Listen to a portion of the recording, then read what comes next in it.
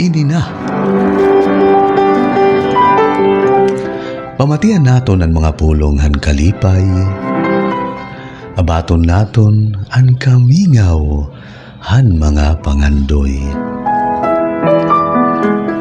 Namnamon naton ang katamis naton puplongon.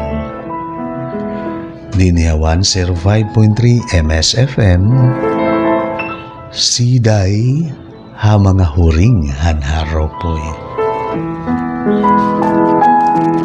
Hakada sugad nga takna aton pamamatian ang mga siday nga iyo hinimuan. Siday nga iyo ginpadara, siday nga naggagahin hinggugma og paghingyap.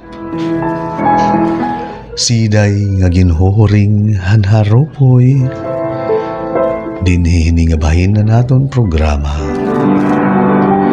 Siday ha mga huring hanharopoy.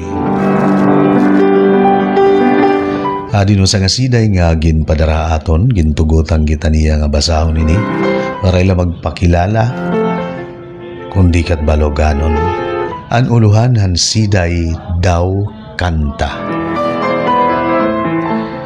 Daw kanta.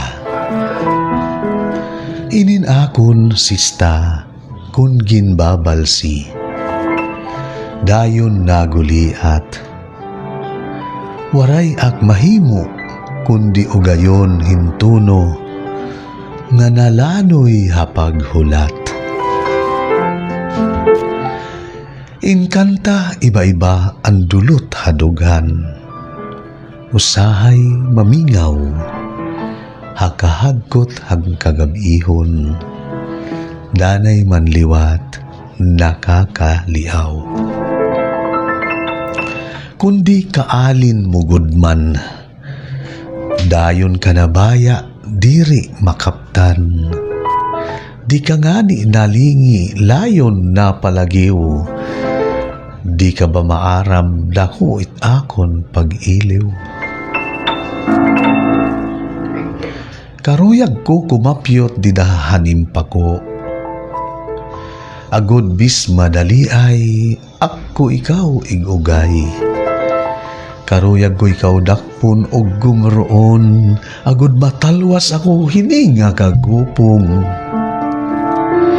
Kundi bisan ano an akon buhaton, bis pa ako gumamit hintaming og pukot. Nalupad katigda hayba nga direksyon, kakuri hining gugma, hadugyan mo na uyapot. Napahirayo kung nati kaharani ako, tigda nalupad kung gin iikaraptan ko. Duro ko paniguro, kindadakop ang tuno, di ka na duyog, hanak pagkasintunado.